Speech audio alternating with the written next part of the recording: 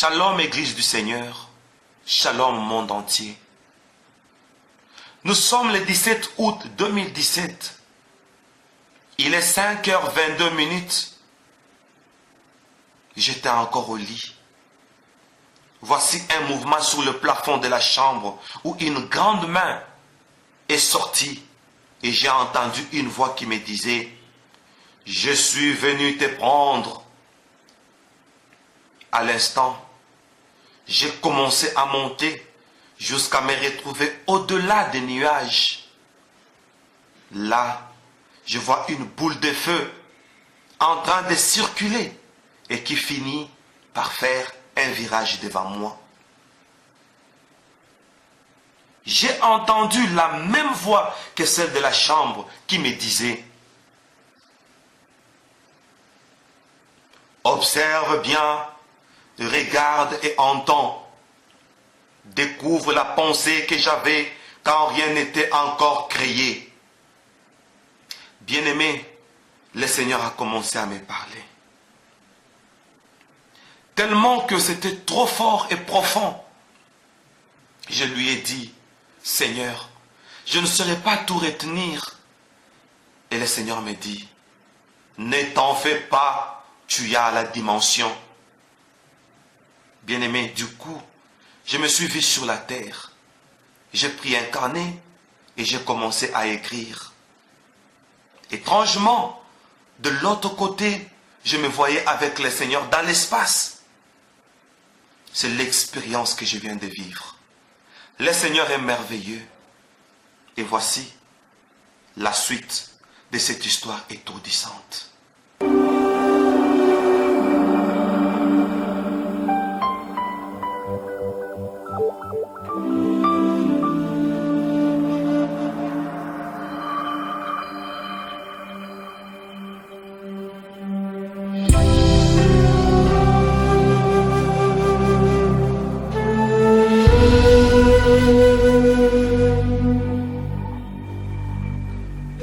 Là dans l'espace, dans les airs, dans les vides, le Seigneur me dit, Fils de l'homme, observe bien.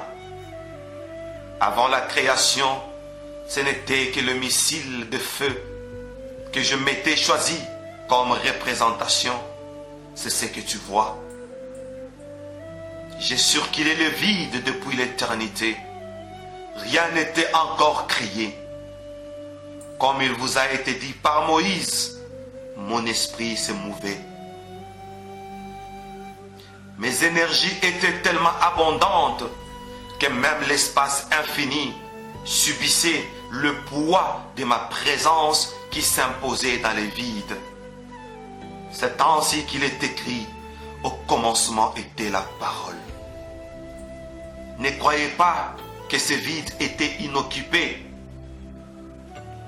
Je devais me mouvoir pour remplir ce vide infini de ma présence et m'imposer un territoire infini et confirmer ainsi mon omniprésence. Une ondulation partant de mon souffle a commencé par prendre possession du firmament afin de remplir ces espaces infiniment vides de mes énergies. Quoique ceci sera au-delà de votre entendement, vous pouvez quand même tenter de vous imaginer de cette capacité où je devais remplir tout un vide.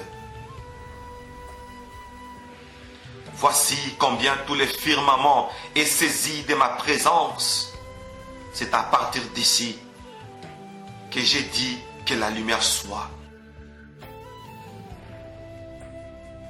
Je n'avais pas nécessairement besoin d'une source lumineuse, car cette énergie était déjà disponible pour produire de l'électricité à haute tension.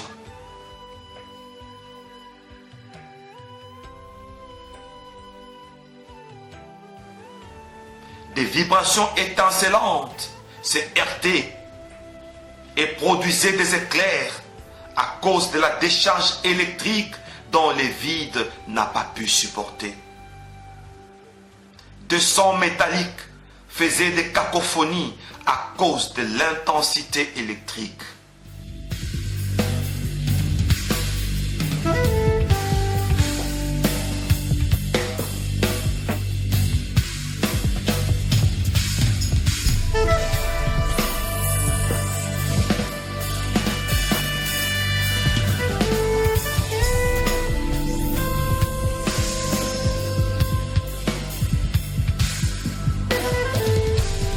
Il avait fallu équilibrer ce bruit en jouant le rôle de Jéhovah Shalom. C'est en ce moment que les pensées ont commencé à se régénérer dans mon esprit. Je me disais, si seulement un univers pouvait exister afin d'être saisi de ses énergies. Si seulement les cieux pouvaient être créés afin d'être saisis de ses énergies. Si seulement la nature pouvait apparaître afin d'être saisie par ses énergies. Il faut maintenant crier pour que ces énergies s'incarnent dans mes œuvres.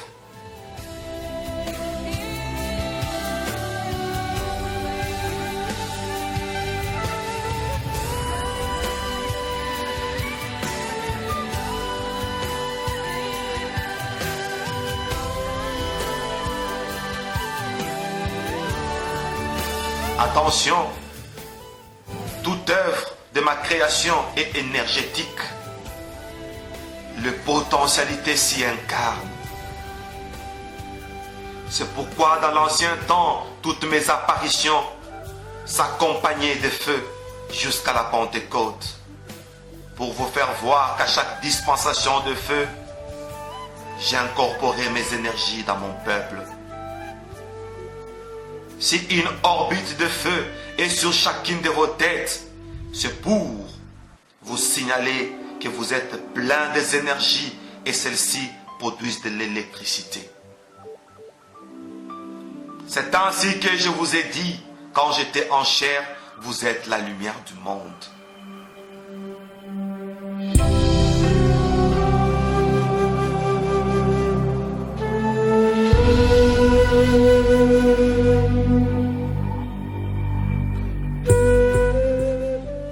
À la création, l'idée était que je suspende dans l'espace tout objet de ma création qui devait se poser sur ces énergies. Pas besoin de support, tout est suspendu afin d'enseigner à la création qu'elle est inébranlable à cause des énergies qui la soutiennent.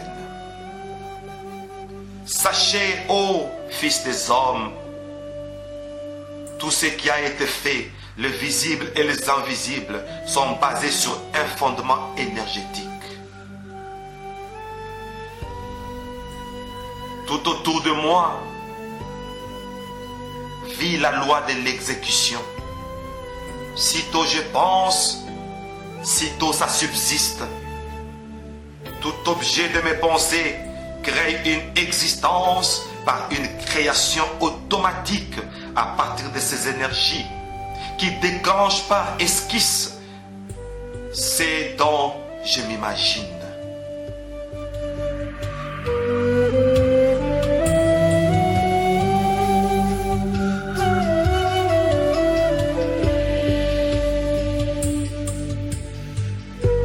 Quand je pense sur quelque chose, un aperçu en forme de dessin se crée automatiquement. Mais c'est encore en noir et blanc. Ça n'attend que la proclamation de ma parole pour que ça soit coloré.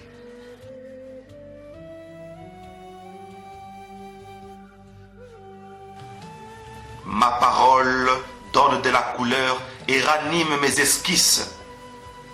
Comme il est écrit, mes pensées ne sont pas vos pensées et vos voix ne sont pas mes voix, dit l'Éternel.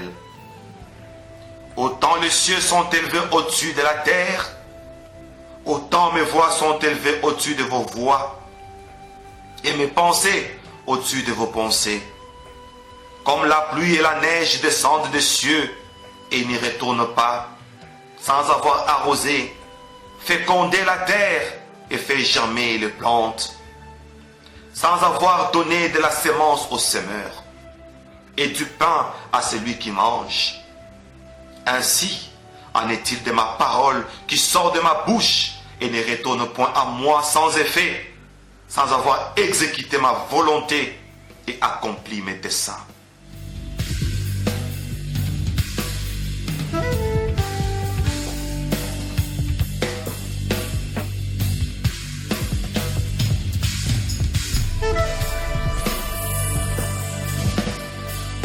Par ces esquisses, j'ai regardé, je voyais le plan de la création et j'y imposais ma loi pour qu'une fois animé, que tout converge à mes volontés. Les visibles, les invisibles étaient devant ma face comme un livre que je feuilletais.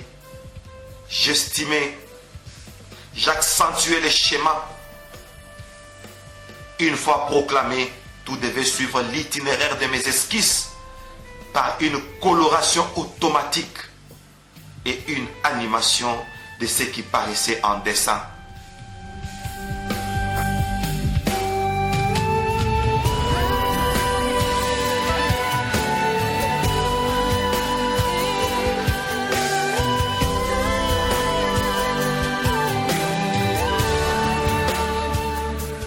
Fils de l'homme, sache,